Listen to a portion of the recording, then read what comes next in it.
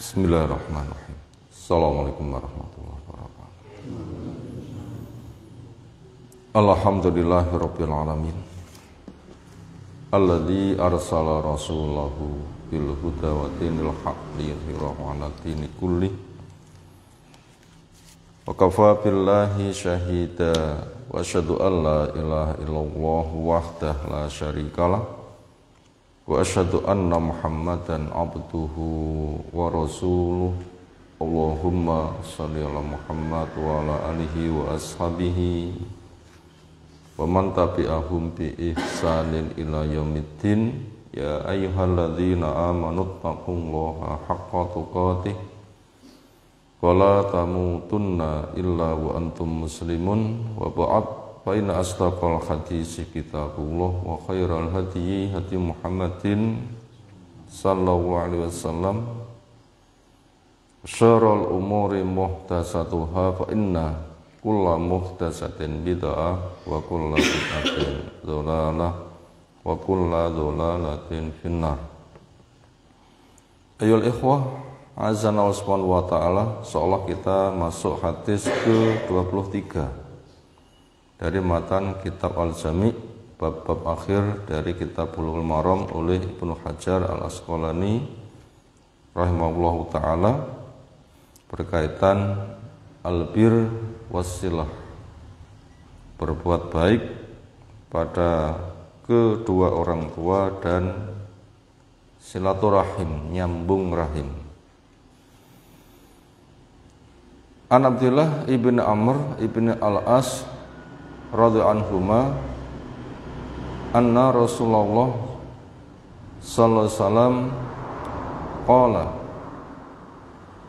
minal kabair, termasuk dosa-dosa besar dari kelompok dosa kelas besar. Di antara yang besar ini termasuk kelas besar. Satmu rajul walidai, seseorang mencaci pada kedua orang tuanya.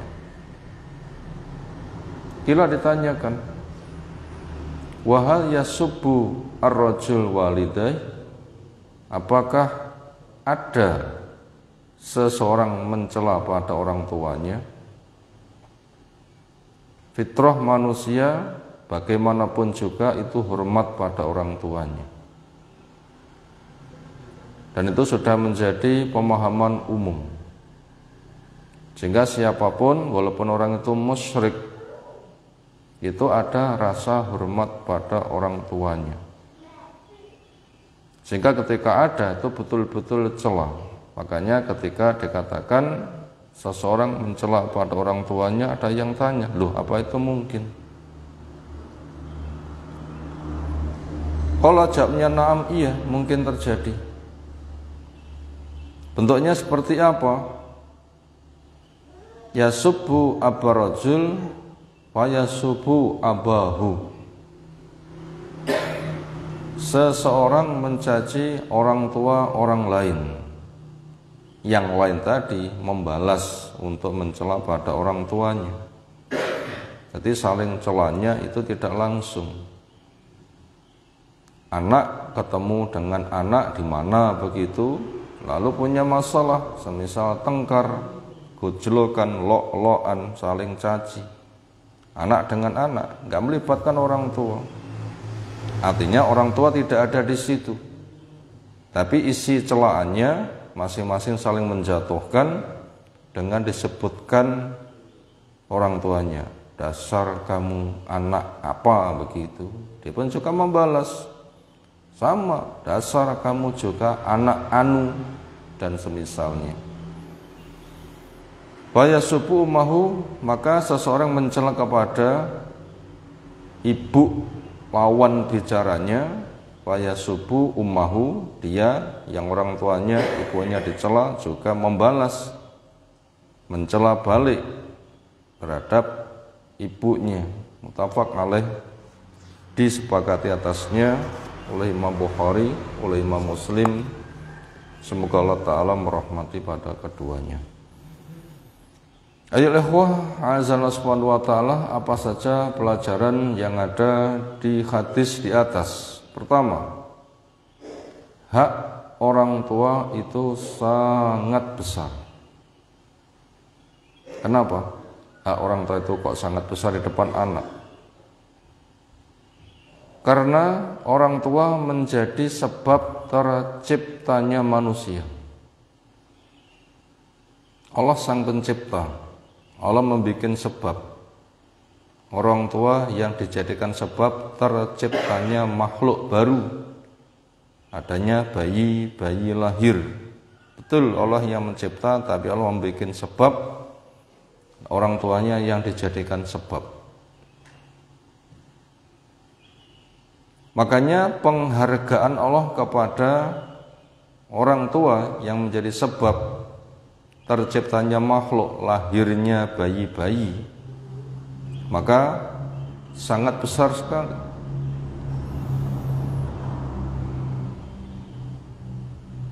Karena Allah menyebutkan washkurli wali walidaik di Luqman ke-14, syukurlah kamu kepada saya dan juga kepada dua orang tuamu. Satu syarat, akhirnya orang tua tidak ditaati, haknya tidak terpenuhi. Apa itu? Apabila mengajak kepada kemaksiatan. Sebagaimana di surah Luqman juga yang ke-15, wa in jahadaka ala an tusyrika bi ma laisa laka bi ilmun fala tuti'huma. Jika keduanya memaksa kamu untuk melakukan perbuatan syirik, maksiat yang paling besar, jelas Allah gak memberikan ilmu, gak memberikan izin, bahkan melarang, maka kamu jangan mentaati pada keduanya dalam kemaksiatannya. Tetapi yang lain tetap berbuat baik. Wasahibuma fid dunya ma'rufa, temanilah dua orang tuamu urusan keduniaannya dengan baik. Kita ulang, nomor satu, hak orang tua sangat besar. Ibu bapak mendapatkan hak yang sangat besar di depan anak. Setelah anak taat pada Allah lalu bergaul dengan makhluk, ada yang tanya, siapa orang yang berhak mendapatkan perbuatan baikku? Jawabnya ibumu. Tanya lagi, jawabnya ibumu. Tanya lagi, jawabnya ibumu.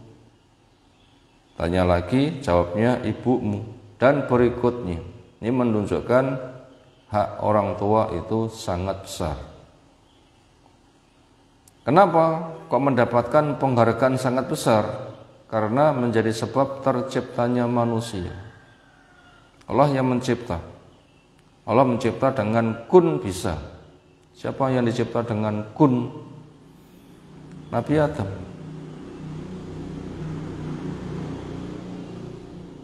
Andaikan Allah membuat semuanya begitu, bisa. Karena dijelaskan innama amruhu idza arada syai'an ayyaqula lahu kun fayakun. Sesungguhnya urusan Allah ketika menghendaki sesuatu, Allah hanya mengatakan kun, terjadilah kamu, maka akhirnya terjadi. Kalau membuat sebuah sebab, itu banyak hikmah, banyak pelajaran. Allah tidak usah ditanyakan kenapa begitu, tetapi hikmahnya sangat luas. Itulah orang tua yang menjadi sebab terciptanya manusia.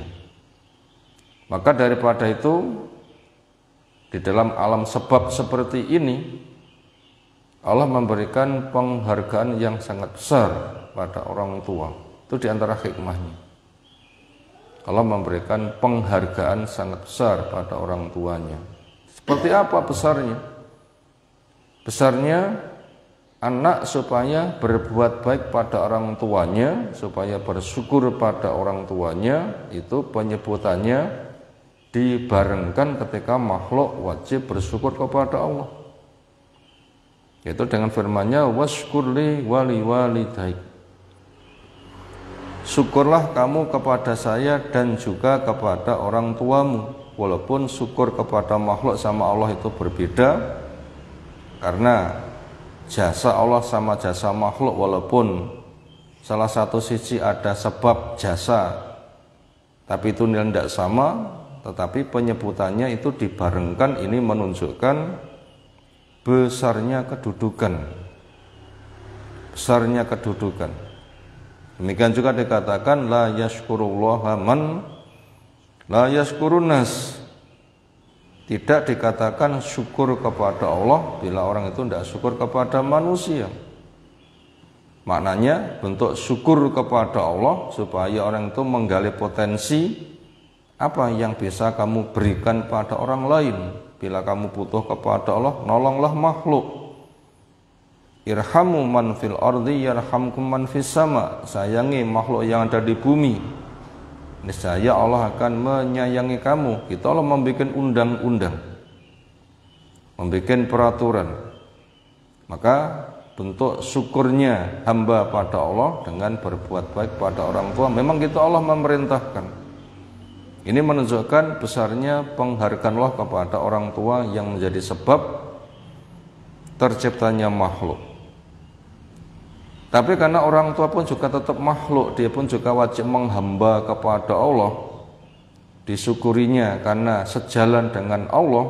Maka bila orang tua sebagai manusia bisa salah, maka kesalahannya tetap tidak boleh untuk ditaati. Makanya orang tua mendapatkan penghargaan ditaati selagi tidak mengajak kepada kemaksiatan.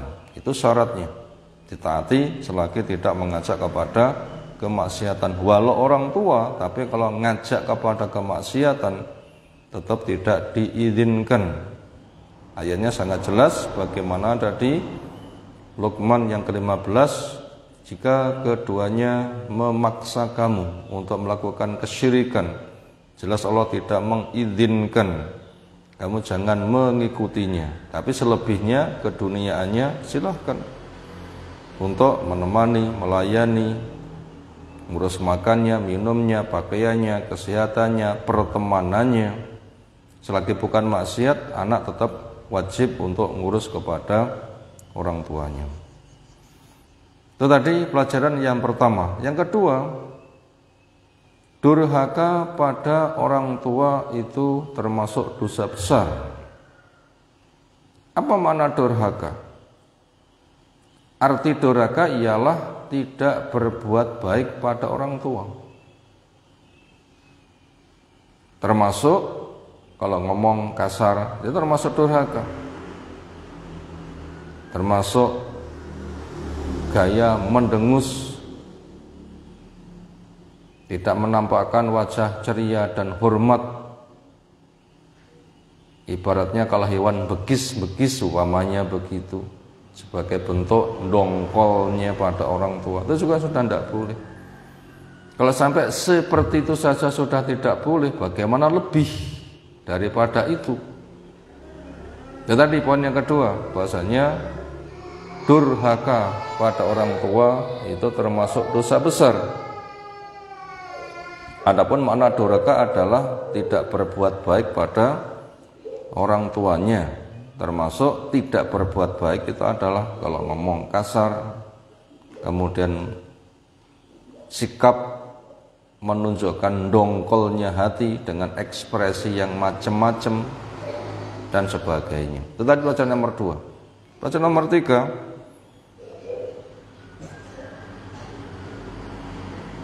durhaka pada orang tua ada yang bersifat langsung, ada juga yang bersifat tidak langsung.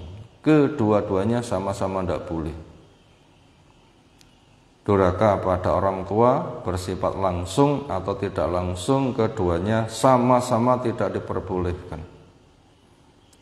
Durhaka pada orang tua bersifat langsung bagaimana?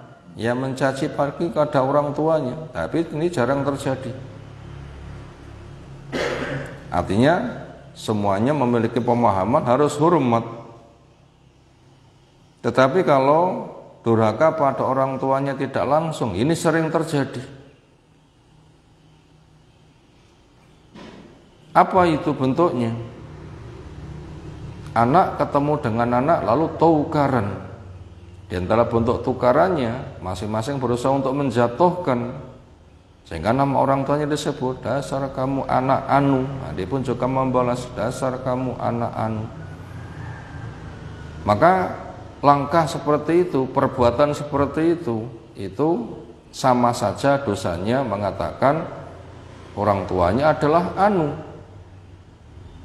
Bila anak dengan anak tukaran itu mengatakan dasar kamu anak kambing, makanya itu nilai dosanya sama saja. Anak mengatakan, Bu sampean kambing, Pak sampean kambing.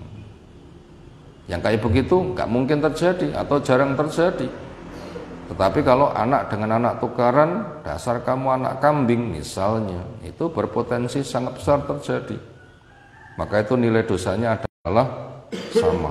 Akhirnya ada sebuah kaidah, orang yang membuat sebab maka dia dianggap sebagai pelakunya walaupun dia tidak melakukan langsung. Tetapi beberapa pelajaran yang telah kita sampaikan, seolah hadis yang lain kita kaji menyusul. Subhanakallahumma bihamdika asyhadu an la ilaha illa anta astaghfiruka wa atubu ilaik. Assalamualaikum warahmatullahi wabarakatuh.